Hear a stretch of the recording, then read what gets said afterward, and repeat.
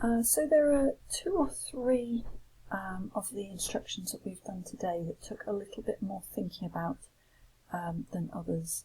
For example, strings and the loops, the if, else, and the while. So this is probably the last. This is the last in my series, and it's the one that you just have to really think about. The concept is easy, but you have to make yourself do this. So a function is where you teach Python a new word.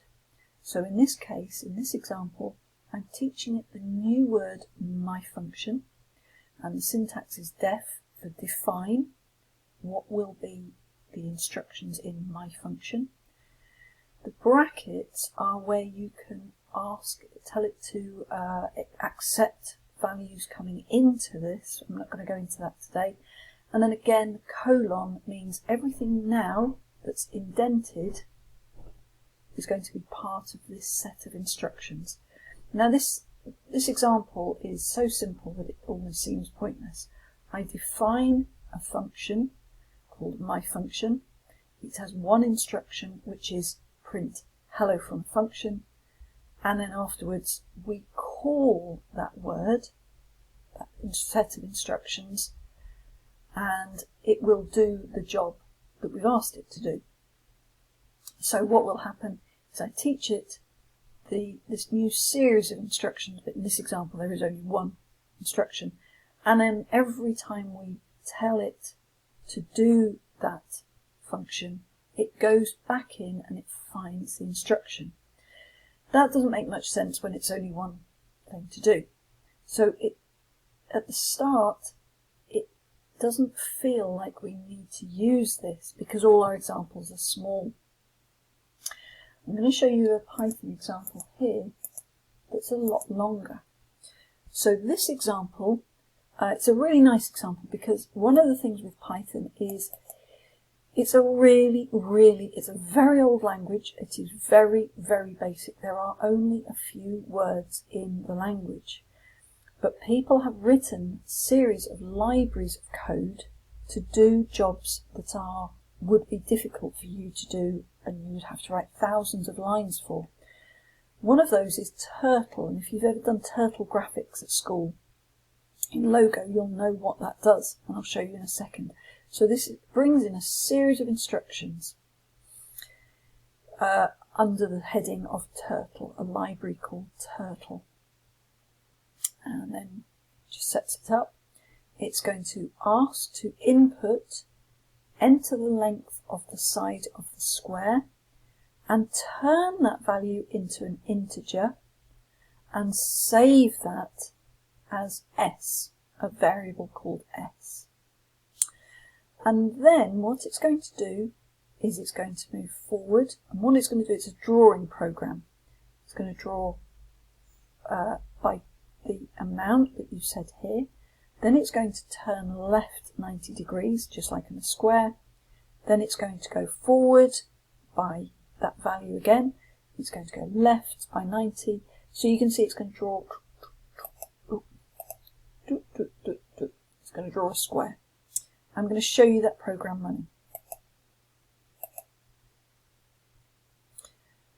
It's brought up my space ready for Turtle and for it to draw, and I've got to enter the length of the side of the square. Remember, I will type a value in.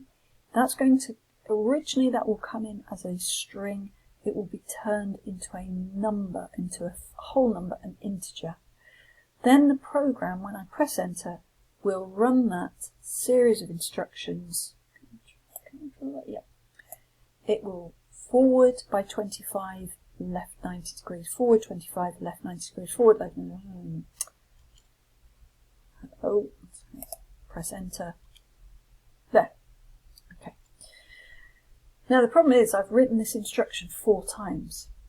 If, like in this first example, there's a mistake, the first instruction, there's a typo, this means if I separately type this in, I could make all sorts of typing errors if I had to type that 4 times.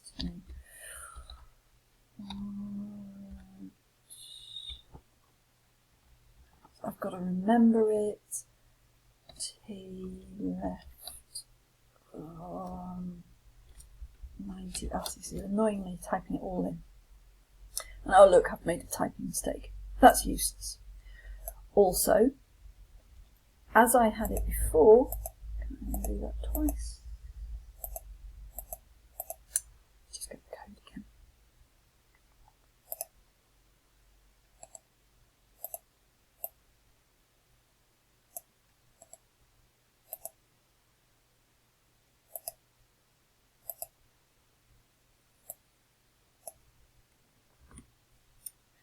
Also, this is taking up a lot of space for me to read.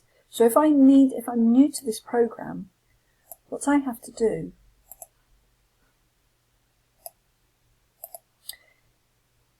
if I want to understand what the program's doing, I have to read all of these lines, and it's quite confusing for me. But oh, that's forward that 90, then I just go forward and it's doing the same thing 4 times. So I'm going to pause this program and I'm going to rewrite this with a function and show you how I could write that. It's not going to be the best one, but it will show you how I can make this much neater, so it's much easier for the next person to read. Hold on just a second. So I've rewritten this. It's not the best rewriting in the world, but you can already see that what I've done, I've given a series of instructions here, and to make it much easier to read, I'm putting those in as one function. So my syntax is def, then the function name, the new instruction name, double bracket, colon, then everything that is important is coming underneath, all the instructions, see they're indented.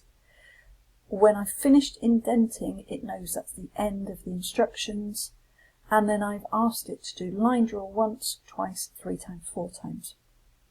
So I'm going to run that. Okay.